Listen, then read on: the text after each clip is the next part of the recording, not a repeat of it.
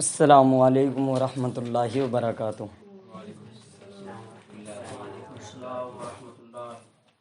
الحمد للہ رب العالمین والعاقبۃ للمتقین والصلاۃ والسلام علی سید المرسلین وعلی آلہ واصحابہ اجمعین، اما بعد فاعوذ باللہ من الشیطان الرجیم، بسم اللہ الرحمن الرحیم۔ ان اللہ وملائکتہ یصلون علی النبی یا ایہا الذین آمنوا صلوا علیہ وسلموا تسلیما۔ اللہم صلی علی سیدنا و شفیعنا کریمنا مولانا محمد مبارک وسلم، صلوا علیہ صلاۃ و سلام علیک یا رسول اللہ صلی اللہ تعالی علیہ وسلم۔ اگر خاموش رہوں میں تو تو ہی سب کچھ ہے، اگر خاموش رہوں میں تو تو ہی سب کچھ ہے، جو کچھ کہا تو تیرا حسن ہو گیا محدود۔ یعنی کہ اگر میں نے کچھ بھی کہہ دیا تو تیرا حسن محدود ہو جائے گا، اس لیے کہ اگر میں خاموش رہوں تو ہی سب کچھ ہے۔ معزز سامعین محترم، اللہ رب العزت قرآن کریم میں ارشاد فرماتا ہے، ان اللہ وملائکتہ یصلون علی النبی۔ اس آیت مبارکہ کی تفسیر میں قاضی ایاز خان رحمۃ اللہ تعالی علیہ اپنی کتاب الشفا میں تحریر فرماتے ہیں کہ اللہ رب العزت اور اس کے تمام ملائک حضور پر درود بھیجتے ہیں۔ اللہ رب العزت اور تمام ملائک حضور پر درود بھیجتے ہیں، اور پھر ہمیں حکم ہوتا ہے کہ ہم نبی اکرم صلی اللہ تعالی علیہ وسلم پر درود بھیجیں۔ وہ بیان فرماتے ہیں کہ اس آیت کریمہ میں اللہ رب العزت نے اپنے اور ملائک کے درود بھیجنے کی پہلے خبر دی ہے۔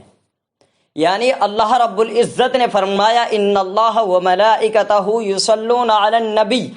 اس خبر میں اللہ رب العزت نے اپنے اور ملائک کے درود بھیجنے کی خبر دی ہے،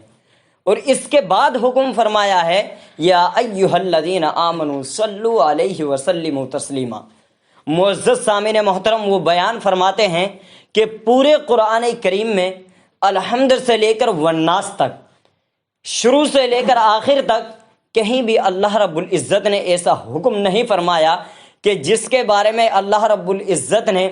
یہ حکم دیا ہو کہ میں خود یہ کام کرتا ہوں، تم بھی یہ کام کرو۔ معزز سامعین محترم، اس سے نبی اکرم صلی اللہ تعالیٰ علیہ وسلم کی عظمت و شان روز روشن کی طرح ظاہر ہو جاتی ہے، روز روشن کی طرح عیاں ہو جاتی ہے، اس لیے کہ نبی اکرم صلی اللہ تعالیٰ علیہ وسلم کی عظمت و شان آپ کا یہ نصیب ہے۔ معزز سامعین محترم، اس وجہ سے پورے قرآن کریم میں اس کی نہ کوئی نظیر ملتی ہے، اور نہ کسی رسول اور نبی کے بارے میں اس طرح کی کوئی آیت کریمہ نازل ہوئی ہے۔ معزز سامعین محترم، مخالف جماعت نے، مد مقابل جماعت نے جب یہ اعتراض کیا کہ نبی اکرم صلی اللہ تعالیٰ علیہ وسلم کی عظمت و شان اس طرح بلند فرمائی گئی، اور آپ کی عظمت و شان کی بلندی کے لیے یہ عمل اختیار کیا گیا کہ اللہ رب العزت آپ پر درود بھیجتا ہے، تو حضرت آدم علیہ السلام کی عظمت کے لیے جو عمل منتخب ہوا، حضرت آدم علیہ السلام کی شان کو بلند کرنے کے لیے اور ان کی بلندی شان کے لیے جس عمل کا انتخاب کیا گیا وہ سجدہ تھا۔ تمام ملائک سے اللہ رب العزت نے حضرت آدم علیہ السلام کے لیے سجدہ کرایا۔ معزز سامعین محترم، میں پوچھنا چاہتا ہوں، ہم غور کریں، ہم تہ تک جائیں اور ہم باریک بینی سے دیکھیں۔ جب حضرت آدم علیہ السلام کے ڈھانچے کو بنا کر تیار کیا گیا، جب اس میں روح کو ڈالا گیا تھا تو روح اس سے واپس پلٹ کر آ جاتی ہے۔ ایک دفعہ ڈالا جاتا ہے، دو دفعہ ڈالا جاتا ہے، تین دفعہ ڈالا جاتا ہے، روح واپس آ جاتی ہے۔ روح نے عرض کیا کہ اے باری تعالیٰ، اس کے اندر گھٹا ٹوپ تاریکیاں ہیں، اس کے اندر اندھیرا ہی اندھیرا ہے، میں اس میں کس طرح رہوں؟ تو اللہ رب العزت نے نور محمدی کو اس کے اندر پیوست فرمایا، اللہ رب العزت نے نور محمدی کو اس کے اندر ڈالا اور نور محمدی کو اس کے اندر منتقل فرمایا، تو روح اس کے اندر جا کر ٹھہر جاتی ہے اور روح اس کے اندر قائم ہو جاتی ہے۔ تو جب اللہ رب العزت نے تمام ملائک کو حضرت آدم علیہ السلام کے لیے سجدہ کرنے کا حکم دیا تو وہ در حقیقت سجدہ حضرت آدم علیہ الصلوۃ والسلام کے لیے نہیں بلکہ حضرت آدم علیہ الصلوۃ والسلام کی پیشانی میں جلوہ گر نور محمدی کے لیے تھا۔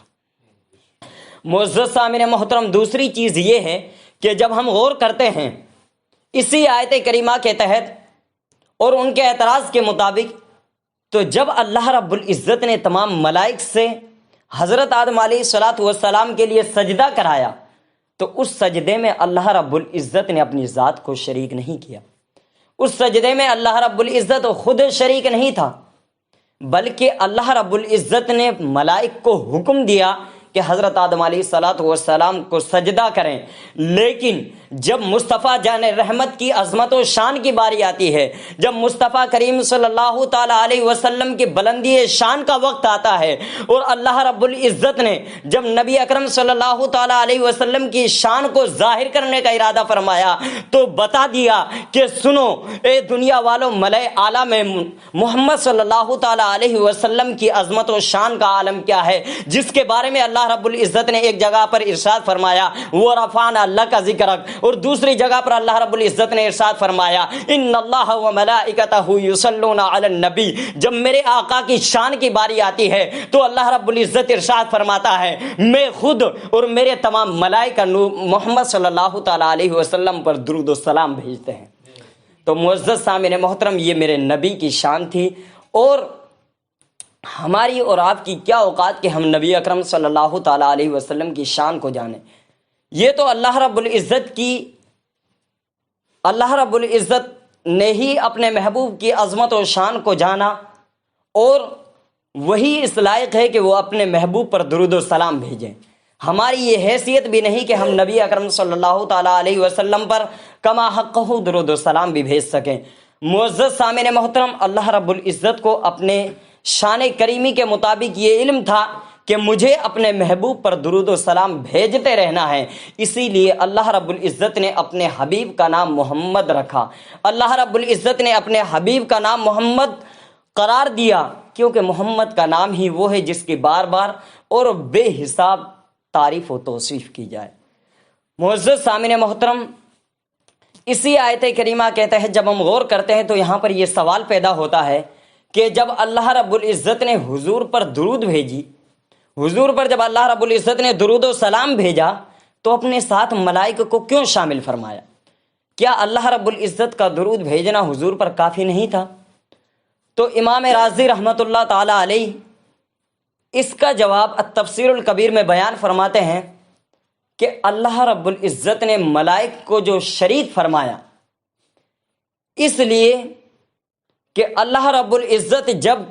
جب اپنے محبوب پر درود بھیجتا ہے، اور اللہ رب العزت جس ذات پر درود بھیجتا ہے وہ کسی دوسرے کے درود و سلام کا محتاجی نہیں ہوتی ہے۔ جب اللہ رب العزت کسی ذات پر درود بھیجتا ہے تو وہ ذات کسی دوسرے کے درود و سلام کے محتاج نہیں ہوتی ہے۔ لہٰذا اللہ رب العزت نے اپنے ملائک کو اس عمل میں شریک اس لیے فرمایا تاکہ ملائک بھی عزت و شرف حاصل کر لیں۔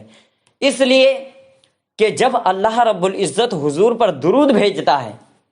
تو اس میں نبی اکرم صلی اللہ تعالی علیہ وسلم کی عظمت و شان بلند ہوتی ہے، لیکن جب ملائک اور ہم اور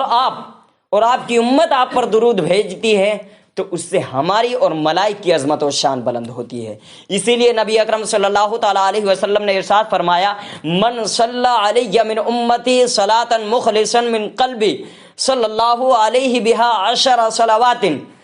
ورفعہ بہا 10 درجات وکتب لہ بہا 10 درجات ومحا عنہ 10 سیئات۔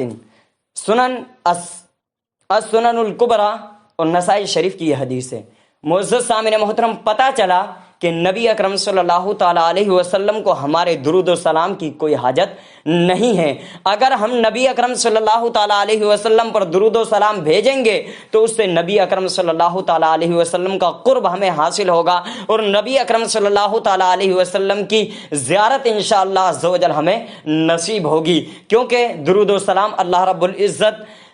درود و سلام نبی اکرم صلی اللہ تعالیٰ علیہ وسلم پر بھیجنا یہ آپ کی زیارت کا بھی سبب ہے اور نبی اکرم صلی اللہ تعالیٰ علیہ وسلم کی شفاعت کریمہ کا بھی سبب ہے۔ معزز سامعین محترم، اسی آیت کریمہ کے تحت ایک نقطہ اور ہے کہ جب اللہ رب العزت نے کسی بھی نبی کو ذکر فرمایا، کسی بھی نبی کو یاد فرمایا، تو اس کو نام لے کر یاد فرمایا، اس کا ذکر نام لیا، اس کا ذکر نام لے کر آپ نے اللہ رب العزت نے فرمایا۔ جہاں بھی اللہ رب العزت نے کسی پیغمبر کو ذکر، کسی پیغمبر کو یاد فرمایا ہے تو وہاں نام لیا ہے۔ حضرت آدم علیہ السلام کی باری آئی تو اللہ رب العزت نے فرمایا یا آدم اسکن انت وزوجک الجنہ۔ حضرت نوح علیہ السلام کی باری آتی ہے تو اللہ رب العزت ارشاد فرماتا ہے یا نوح اہبط بسلام منا، یا کہیں اللہ رب العزت ارشاد فرماتا ہے یا یحییٰ خذ الکتاب بقوہ۔ لیکن جب مصطفیٰ کریم صلی اللہ تعالیٰ علیہ وسلم کی باری آتی ہے، جب نبی اکرم صلی اللہ تعالیٰ علیہ وسلم کی عظمت و شان کی باری آتی ہے تو اللہ رب العزت نام لے کر نہیں ارشاد فرماتا ہے، کہیں اللہ رب العزت ارشاد فرماتا ہے ان اولى الناس بابراہیم للذین اتبعوه وهذا النبی والذین آمنوا واللہ ولی المؤمنین۔ ایک جگہ اللہ رب العزت ارشاد فرماتا ہے یا ایھا الرسول بلغ ما انزل الیک من ربک۔ ایک جگہ اللہ رب العزت نے ارشاد فرمایا یا ایھا النبی انا ارسلناک شاہدا ومبشرا ونذیرا۔ کہیں اللہ رب العزت ارشاد فرماتا ہے یا ایھا المزمل، تو کہیں ارشاد فرماتا ہے یا ایھا المدثر۔ کہیں اللہ رب العزت ارشاد فرماتا ہے طٰہٰ، کہیں اللہ رب العزت ارشاد فرماتا ہے یاسین۔ معزز سامعین محترم، جب نبی اکرم صلی اللہ تعالیٰ علیہ وسلم کی عظمت و شان کی باری آتی ہے تو اللہ رب العزت نام لے کر یاد نہیں فرماتا ہے، بلکہ آپ کو طرح طرح کے القابات اور طرح طرح کے پیارے القابات سے یاد فرماتا ہے۔ جب اللہ رب العزت کسی پیغمبر کا ذکر فرماتا ہے تو نام کے ساتھ ذکر فرماتا ہے، لیکن مصطفیٰ کریم صلی اللہ تعالیٰ علیہ وسلم کا جب ذکر فرمایا تو طرح طرح کے القاب آپ نے اللہ رب العزت نے اختیار کیے۔ معزز سامعین محترم، اسی آیت کریمہ کے تحت اگر اور تفسیر کی جائے تو نبی اکرم صلی اللہ تعالیٰ علیہ وسلم کی عظمت و شان روز روشن کی طرح اسی آیت کریمہ سے عیاں ہو جاتی ہے، اور نبی اکرم صلی اللہ تعالیٰ علیہ وسلم کی عظمت و شان ہمیں اس میں بے پناہ نظر آتی ہے۔ اس لیے ہمیں چاہیے کہ ہم نبی اکرم صلی اللہ تعالیٰ علیہ وسلم پر درود و سلام پڑھنے کا اہتمام کریں اور زیادہ سے زیادہ درود و سلام کا ورد کریں، اور نبی اکرم صلی اللہ تعالیٰ علیہ وسلم کا قرب حاصل کرنے کی کوشش کریں۔ اللہ رب العزت سے دعا ہے کہ کہنے اور سننے میں جو غلطی ہوئی ہوں اس کو اپنے دریائے رحمت سے معاف فرمائے، اور کہنے سننے سے زیادہ عمل کی توفیق عطا فرمائے۔ وما علینا الا البلاغ۔ السلام علیکم ورحمۃ اللہ وبرکاتہ۔